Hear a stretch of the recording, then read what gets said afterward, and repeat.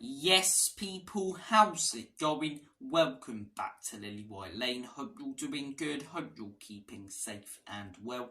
And I hope that you're all having a really good Sunday, wherever you are in the world and whatever you are planning to get up to today. And you are all very welcome along to your debrief for Tottenham Hotspurs 2-1 loss yesterday at molineux. Spurs held on to a 1-0 lead for so long and so well, yet crumbled in added time like a chocolate digestive in a milky tea because we don't have the quality in our squad depth. If we go out there on deadline day this summer and sign a quality backup centre-back, we at least get a point out of yesterday's game, if not win it. Yet when a few of our most crucial players are missing, we're relying on lads such as Eric Dier, who all of us have wanted out for the last few years. A player who should have been gone years ago, who's consistently let us down. I said on Monday, Eric Dier can put in a good shift, but the issue with him is consistency. And we saw that again yesterday. Effort wasn't an issue with him yesterday. He gave it his all. But so does Bob down at Sunday League every single weekend. The ability isn't there for Bob, just like it isn't for Eric Dier. He gave it his all, but he's simply not good enough. We've known that as Spurs fans for years, yet he's been allowed to steal a living, continue, taking his wages every single weekend at this football club and stay because we haven't shifted him out. We get rid of Eric Dier in the summer and bring in a quality backup centre-back, not even a top quality backup centre-back, a decent backup centre-back. We at least get something out of yesterday's game, whether it be a point or even a massive 3 points.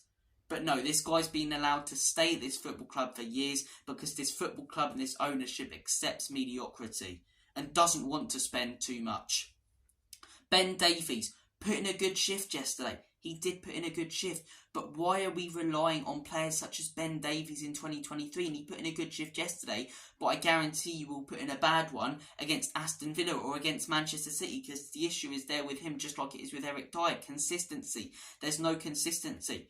Why are we starting with a backup centre-back partnership in 2023, the end of 2023, at Tottenham Hotspur, of Ben Davies and Eric Dier? This is why in the summer I was talking about bringing in a centre-back, and I was happy that we signed Brennan Johnson, but I thought that 50 million could have gone elsewhere, and I thought bringing in a centre-back was much more important. And I said at the time, if Van den Ven or Romero gets injured, we're in trouble, because then we're relying on either academy lads who have never played a game of Premier League in their life or a game of football in the top flight, all players who we know don't have the ability. And yesterday we relied on players we know who don't have the ability and lost. And I'm seeing people call out Ange. I'm seeing people blame Ange, saying he could have changed around the lineup. 26 points out of 36 this man's got us. And I've seen many Spurs fans questioning him, calling him out. I've even seen a few saying, is he out of his depth? Morons. Absolute morons. So what should we do then? Just when we lose a few games now due to the fact we're missing some key players, we sack Big Ange then, do we, and bring in another manager and go around the same cycle? And then when you get fed up with that manager when he loses a couple of games because our expectations are way too high and we don't realise we're in phase one of a rebuild, we sack him as well then, do we? Back the manager. Back the manager. 26 points out of 36. He's made one of the greatest starts out of any manager joining the Premier League in the first place. And you know what I think it is? I think the fact that we've got so excited at the beginning of this season because of where we are in the table, it's made us forget about our pre-season expectations. It's made us forget about the fact that we finished 8th last season, we're playing horrendous football and lost our captain 2 days before the season, because fans are getting annoyed when we're guaranteed, no matter what happens in today's games in the Premier League, to be heading into this international break in the top 4, which none of us expected or saw happening before the season started. Remember our pre-season expectations. Remember we are in phase 1 of a rebuild, and don't get carried away because of the start we've made. We're overachieving at the beginning of this season. We've had 2 losses in our first 12 games. Yet fans are blaming Ange and calling him out and questioning him and saying, is he out of his depth? I do not understand some of our fans. And yes, this isn't a big percentage. This is about 5 or 10%. But that 5 or 10% are absolute morons. And that 5 or 10%, their comments on Twitter, on Instagram, are getting blown up because they're controversial. And it's frustrating me. It's frustrating me how this 5 or 10% of the fan base is actually blaming the manager again. And then what happens if we lose to Villa or City? That 5 to 10% goes up to 25%. And then if we lose a few more games, then it goes up again. We are in phase 1 of a rebuild. We all said in the summer, all we really wanted to see this season was the team finish above 8th, so at least we see some sort of progress, in the table and we get Europe. And a team that cares, players that want to give their all, and a good style of football. We're seeing a brilliant style of football, all-out attack, which is what all of us wanted. No matter our opinions on whether Conte was to blame or not for why it went so wrong when he was manager. We're seeing players that care. Yesterday and Monday, ability wasn't the issue. Ability was the issue. Ability was the issue on Monday and yesterday. Effort wasn't.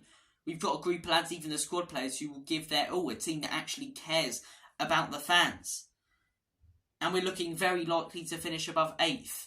Yet fans are questioning and calling out the manager again. And we're starting to go around the same cycle. So these not fans. I just don't understand these fans. Look at the context and the situation we were in the Chelsea game. Down to 9 men. Van den Ven coming off injured. And then you look at the situation we were in yesterday. Missing 2 key players due to suspension. 2 key players are out until January. And some of our better squad players are out for the season or many, many more months. Yet fans are questioning Ange because we've lost 2 games at the beginning of a rebuild. Phase 1 of a rebuild. People are forgetting we're in this rebuild because their expectations have been heightened by the brilliant start we've made. People are getting annoyed now that Arsenal are bantering us. They're 4 years into their rebuild. They should be ahead of us. They should have moved ahead of us weeks ago, and the fact it's taken them 12 games is silly. They've spent 700 million. This is Ange Postecoglou's first 12 games as Tottenham manager. These are our first 12 games in a rebuild. And yet fans are questioning him? Questioning him when we've taken 26 points out of a possible 36. I'm sorry, I'm getting way too annoyed here, but when you talk about something that frustrates you, it gets you more and more annoyed. He is not the issue. Just like Antonio Conte wasn't the issue. Just like Jose Mourinho wasn't the issue. It's the ownership not backing these managers with quality squad depth. So when we get a few injuries, we're in big, big trouble because we don't have decent players that can come in.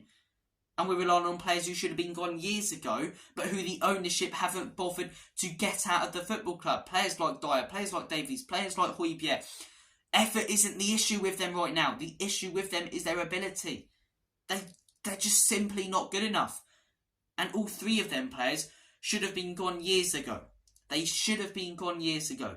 Yet they've been allowed to steal a living at this football club due to the fact that our owners are incompetent and haven't got them out of the squad. We all calmed down about not signing centre-back in the summer because we didn't want to ruin the morale about the squad because it was so good and we signed some really good players. And look, I'll give Daniel Levy credit this summer for bringing in James Maddison, for bringing in Van den Ven. He's got to actually put the money in for those players, whether they're Ange's ideas or not. And I'll give him credit for appointing Ange Postecoglou, who I think is a brilliant manager. But I won't give him credit for not shifting out these players who needed to be gone years ago. I will not give him credit for not backing this manager in the summer with quality squad depth and spending 50 million on a winger that we didn't really need as good as he is. Yes, injuries are really unlucky, and we've been hit for 6 by this injury crisis, like a lot of teams have in the Premier League this season, the likes of Newcastle as well, up there, Manchester United. Maybe it's something to do with VAR and how long, those stoppages take, and then especially as the months are getting colder, muscles, getting a little bit more colder and then having to warm them up again. I don't know, but that injuries are unlucky. Of course they are. But you can prepare for them, and you have to with squad depth.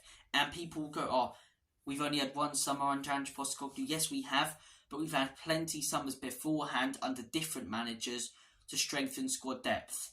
Under Antonio Conte, he wanted better backup centre-backs. He didn't get them. We opted for the cheaper option. Jose Mourinho wanted better backup centre-backs. He wanted players like Milan Skriniar.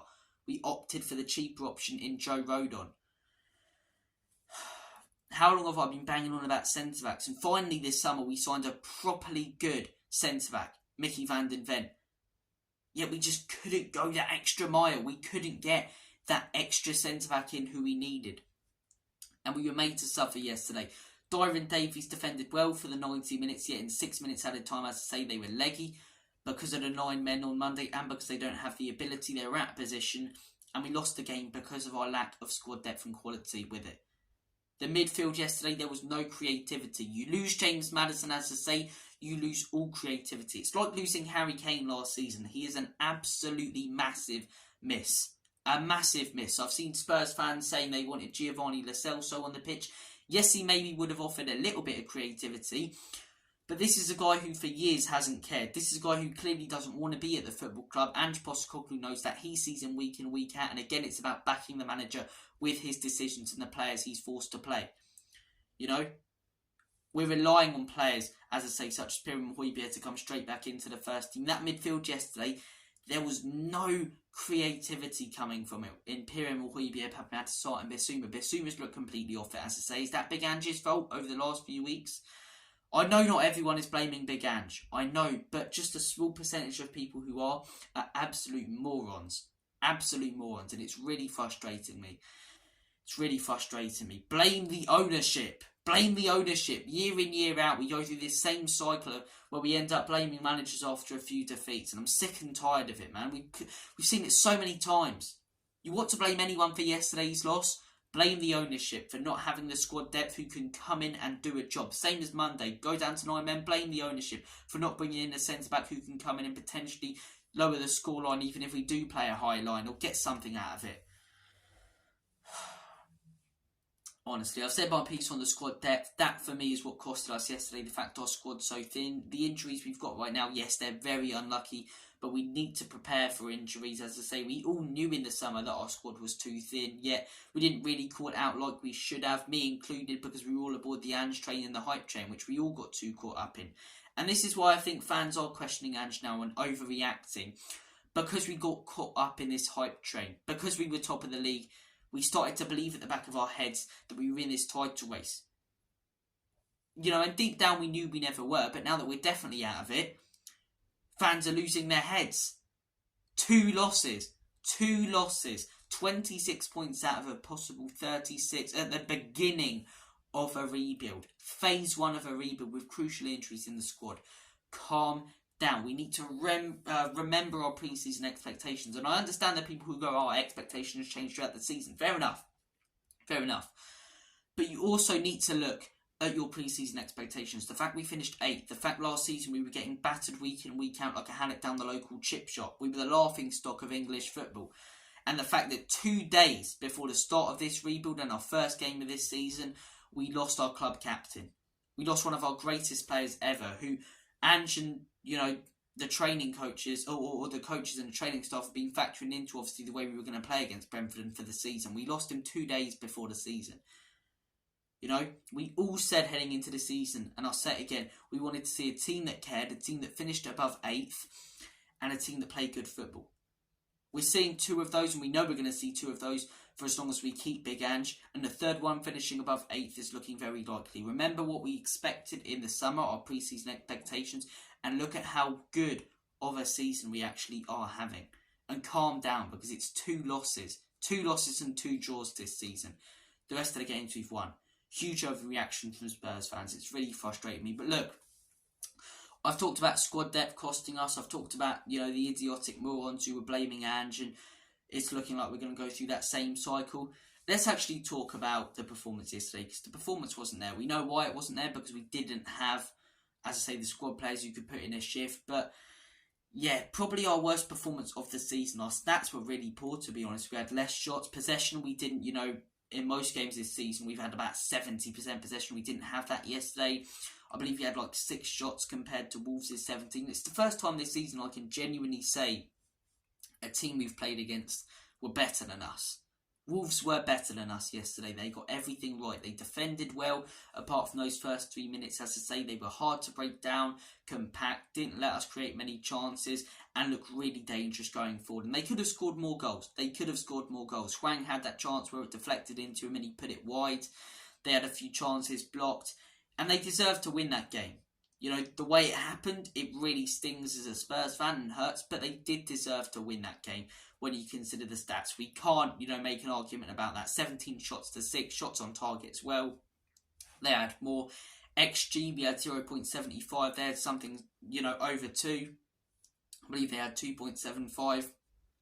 So, look, we can't really complain about the fact we lost. We can about the performance, not about the effort levels, but the ability was what wasn't there yesterday. And this is why so many of us talked about, in this YouTube space, squad depth in the summer. Yet we were shut down and told to shut up and follow, aboard the Ange train.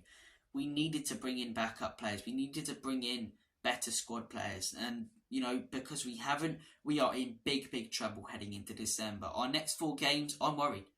I really am worried. Aston Villa at home. Yes, we're at home, but we lost on Monday 4-1 at home. That invincibility of White Hart Lane is gone now this season. And that is a very tough game against a team who are on absolutely brilliant form, who are excelling, have a manager who's flying, and have some really dangerous players. The game after that, Manchester City away. I'm really worried about this one. I am really worried about this one. And, no matter the scoreline, whether it's 6 or 7 or something like that, we need to still remember we're in phase 1 of a rebuild and the fact we are missing crucial players. Arteta in his first season at Arsenal got questioned hugely and took some batterings. Look at the position they're in now. Title contenders again for a second season in a row. We need to back Big Ange no matter what this season. Remember, we're in phase 1 of a rebuild. Look at things, and look at the context surrounding this season instead of just looking at a result if we lose by 5 or 6 to City and going, Ange out, which is what it will probably be. Reactionary bollocks. But I do fear for that game, whether we play the academy lads or Dyer and Davies at the back. I'm worried about that one. West Ham at home, I think that's our most winnable game out of the next 4. They're a team that are actually on good form and have looked quite dangerous this season and good in Europe. James Ward-Prowse, Kudu, some really good players there. That's a tough game. And then Newcastle at home. That's a game I'm more confident about because of their injuries. 2 teams, us and Newcastle, plagued with injuries. Hopefully we have a few players. We'll have Romero back for that game after his 3-game suspension. Udoji will obviously be back for that game. Hopefully we can pick up a victory there. But you're looking at those next 4 games saying, how many points can we actually get? Maybe 4, 6, something like that, which is a little concerning. It is a little concerning. But as I say, we need to look at everything this December from a contextual point of view, our pre-season expectations, the fact we're in phase 1 of a rebuild. And look, other fans can mock us all they want, but they don't want to talk about the fact we're at the beginning of a rebuild because it weakens their point about Spurs being bottle jobs, as they love to call us. But yeah, we've got to get behind Big Ange no matter what this season. As I say, back the manager. We've seen it so many times, fans turning on managers. And we're in a very tough place right now. We're in a very tough place. We've got some crucial injuries and suspensions, which are really costing us and have cost us the last couple of games. Hopefully Van den Ven and Maddison can be back as soon as possible. We need a big January as well. And people go, Van den Ven and Maddison will be back in January. Yes, but we've seen that we've got a few injury-prone players. We've seen that injuries can come to cost us. You prepare for those whilst you can. And you don't prepare for those by bringing in pissing Lloyd Kelly. You prepare for those by bringing in someone such as a Tap Sober, or on that level, or slightly below that level. A real decent centre-back who can come in and put in a shift. And when they come in, it isn't a huge drop-off. Maybe even look at, an attacking midfielder in January. As much as I love Maddison, his injury record isn't the best. I'll back the guy to the moon. He's my favourite Spurs player right now. He's so creative, so dangerous. And it's like losing Harry Kane the last few seasons. Losing him, you basically lose your most crucial part to that team. But we need most likely to bring in a replacement to prepare for those injuries down the line, and not a B-Tech replacement that costs us 10 million. No, a real decent replacement who can come in and do a job, unlike Giovanni Lo Celso. Look, there's a big January ahead, a big few fixtures ahead, as I say. It's a good time to have the international break. It is a good time to have the international break. Calm our minds a little bit. On one hand, as I say, it's good that we've got this 2-week break. On the other hand, it's quite annoying that we're going to have to, sit on these 2 losses over the next 2 weeks. But look, hopefully we can come back stronger. Any win, over the next few weeks and in December is going to be massive, in my opinion, when you consider the context. 8 more games until we have Maddison or Van den Ven back, who in my opinion are our 2, or arguably our 2 most crucial players in that team. I would say Heung-min Son, but you saw yesterday, Son did nothing wrong when he was on the ball. He controlled it well and created a few chances. but he got zero service. Had zero chances yesterday, Heung-min Son. It's going to be a tough month for him with zero service, as I say. And anyone who blames Son, I saw Mr. Box Office, who I do like. Alex, he's a great guy, calling out Son and saying, where was Son? He was up top, mate. He was up top, not getting service because we've got injuries around us. But look, I think in January, as I say, it's a big month. Next month, it's going to be a tough one. We're going to have to keep looking at things from a contextual point of view. Look at the, where we are in the summer, where we are in the table now, our pre-season expectations, because we're going to suffer a few losses and potentially a few bad losses. I said at the beginning of the season we will with the way that we play, but it won't make them any easier. Look, hopefully we get that big win against Villa for confidence. Udochi back there, no Bissouma for that game, which maybe is a little bit of a positive. I don't know what's going on with that guy. I said yesterday in my match reaction, there's a few things. Could it be that Antonio Conte was right? That the effort isn't really there and the care and the ability to dig in deep in scrappy matches like yesterday? Could it be that since that suspension, the guy's lost his head a little bit? You know, what actually is it around Bissouma? Because for the first 5 games of the season, the goal was absolutely outstanding. Absolutely outstanding. One of the best midfielders in world football for those first 5 games of the season. Every time he got the ball, it was like it was stuck to his feet and he had glue on his boots. He dribbled so well. Yet, since, as I say, that Luton game and suspension, the guy's looked off it. He hasn't really made any huge mistakes or done anything really poor. He just looks like he's, trying to play the simple passes and not drive through. He looks like he's lost quite a bit of that confidence. Maybe it's also because he's, on that yellow card, 1 yellow away from another suspension, but he's going to have to battle through that. He's going to have to battle through that because we need the Bissouma that we had at the beginning of the season back. We do need the Bissouma that we had at the beginning of this season back. A few really good performances yesterday I want to highlight. We've highlighted, Dyer being quite poor and costing us for those last 2 goals. Davies really good but could have done a bit better for those last 2 goals. I thought, a few players were quite poor yesterday, but I thought a few players were really good. I thought Pedro Porro was really, really good yesterday. I really do. Put in another really solid shift, contributed to that goal. Kulusevski, that was our starting right-hand side, so you'd expect, that to be the best part of the field. And any of the chances we created came from that right-hand side. Nothing was coming through the midfield because of no Maddison, or the left, as I say, because we had no Richarlison, no Solomon, no real options there. And the fact that we had Royale, who's a right-back, at left-back, and a player who's also not good enough. So all of our creativity and chances came from that right-hand side. I thought Porro and Cooley were really good. I thought they were really good, and Vicario. Again, because we lost, just like Chelsea, he'll go under the radar a little bit. In my opinion, the guy so far this season has been the best goalkeeper in the league. He's been absolutely outstanding. And look, hopefully whoever starts against Villa can put in a shift in a couple weeks. It's going to be quite a tough few weeks. There's going to be a lot of questions, a lot of videos made on social media about Tottenham and our season crumbling. We've got to get through that. The players have got to get through that, really put in a shift and show the ability that they do have, as I say, against Aston Villa. Hopefully our home fans can help us out in that game. Do we start the academy lads? I'd like to see maybe one of them start over Eric Dyer, but I'll back the manager through everything, as I said at the beginning of this video. Thank you for watching this video. Comment your thoughts on everything I've really said about, backing the manager and fans questioning him. Do you question Ange a little bit yesterday for his team selection on Monday with a high line? Could have he done better? What are your guys' thoughts on the squad depth? Do you think our squad depth's good enough? Do you think it's lacking quality? What are your thoughts on yesterday's performance? Do you think we played well? Do you think we were really poor? I want to hear it all. Thank you for watching. As I say, take care, all the best, have a smashing day, and as always, come on you Spurs, Enoch and leave you out. In Big Ange, we trust.